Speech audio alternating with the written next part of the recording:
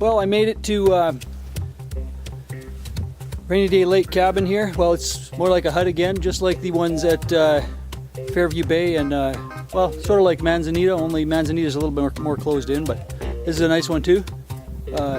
Looks like the exact same design. It's quite wide open and finished off quite nice.